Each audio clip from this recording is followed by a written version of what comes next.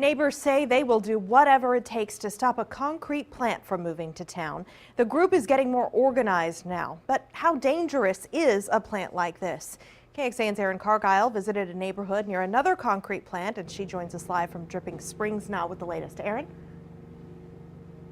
Good evening, guys. The meeting wrapped up here about half an hour ago. Neighbors leaving even more fine.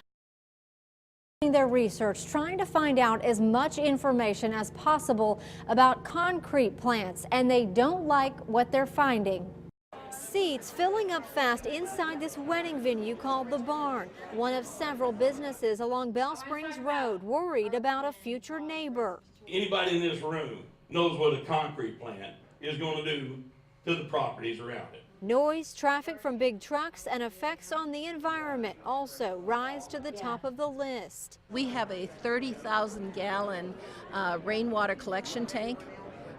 The roof is going to be polluted with the dust that comes from that plant. The man planning on building the concrete batch plant tells KXAN it would capture 99.9% of the dust, and the company would only have 5 trucks.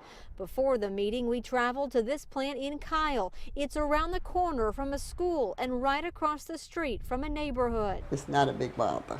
It's an eyesore, I guess, is the biggest complaint I would have. Daryl Roth doesn't believe it's operating right now, but when it was active, he saw trucks coming and going. They would leave bright and early in the morning, so it really didn't affect us, and it's fairly quiet, so we don't hear a lot of it. But those from Dripping say even if the owner can prove the plant will be safe and quiet, their minds are made up. I don't think he's going to be able to redeem himself at this point. We're ready to hire legal counsel at this point to really get this done and get it out of the way.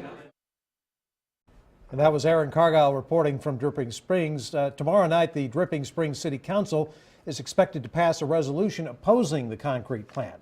It will not do much since the decision is now in the hands of the Texas Commission on Environmental Quality.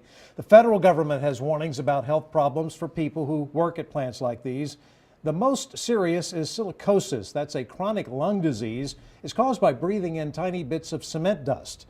The dust makes it harder to breathe and eventually scars the inside of lungs. But again, that's the most common among people who work in concrete manufacturing.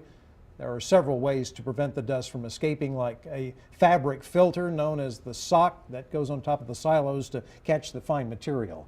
In fact, the most likely source of emissions, according to the EPA, are heavy trucks on unpaved roads near the plant.